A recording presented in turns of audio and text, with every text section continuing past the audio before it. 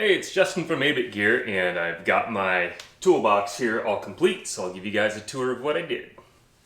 So my box lives here on top of my bigger rolling tool chest, and the goal of this box isn't a travel kit, it's my everyday, so 95% of the time it just lives here in the shop, so that's what I optimized it for. I only take it with me on the road once or twice a year, maybe a Whistler trip or something like that.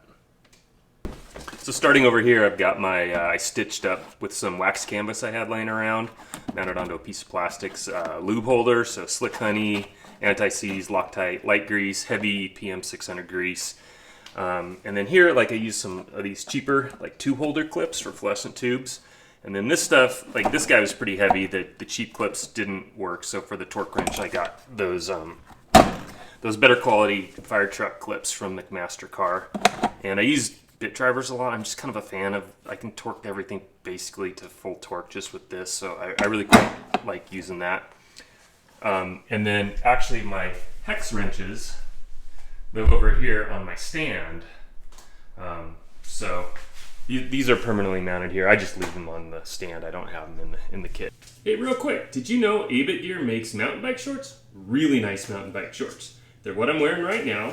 They've got 4 zip pockets, Camlock waist adjusters, no Velcro on them. They come in 2 lengths, the longer length I'm wearing now, or a more medium length, and they come in 2 fits for big or skinny butts. Check them out in the link below. All right, now back to toolboxes. So here in the main compartment, this is how it lives 90% of the time, just with the lid open. So I chose a more vertical alignment for the tools instead of showing them off, laying them out flat. Just I can pack more in, and like with the Nip-X pliers that I use a lot, you don't have to set them back to neutral, to the closed position. I can just drop them in whichever way they are. Lots of bits.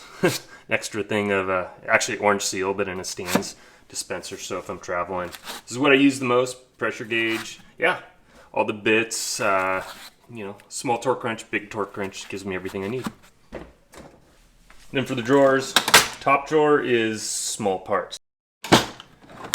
Down here, a few more tools, chain whip, you know, the Cush Core Sex tool that you need to rustle your tubeless inserts. Spokes, zip ties, nice and tidy. Okay, and down here at the bottom, just a few more tools I don't use quite as often. A little more freeform space. It's great when I'm traveling, so I have a container to set parts if I need to tear into a set of brakes or something.